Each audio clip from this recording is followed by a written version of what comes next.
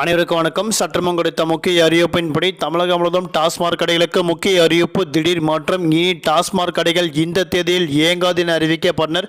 அதன்படி என்ன முக்கியமான அறிவிப்புகள் இளமை இப்போ நம்ம பிரீஃபாக பார்க்கலாம். மறக்காம ஸ்கிப் பண்ணாம பாருங்க.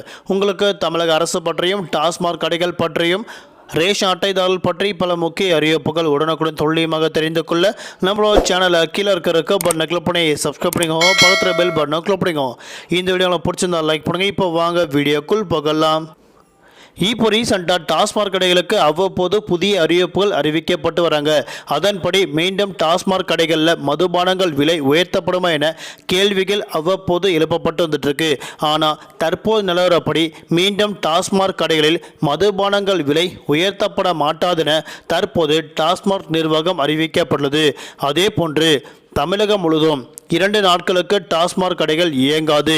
இன்றும் மற்றும் நாளையும் டாஸ்மாக் கடைகள் கட்டாயம் இயங்காதென தற்போது தமிழக அரசு உத்தரவு ஒன்று பிறப்பிக்கப்பட்டுள்ளது. இது குறித்து சென்னை ஆட்சியர் வெளியிட்ட முக்கிய அறிவிப்பின்படி வடலூர் ராமலிங்க வள்ளலார் நினைவு தினத்தை முன்னிட்டு இன்றைய நாட்கள் ஜனவரி மாதம் 25ஆம் தேதி டாஸ்மாக் கடைகள் செயல்படாது. நாளை நாட்கள் கட்டாயம் குடியரசு தினம் என்பதால் அன்றைய நாட்களும் டாஸ்மாக் கடைகள் செயல்படாது என தற்போது தமிழக அரசு அறிவிக்கப்பட்டுள்ளது.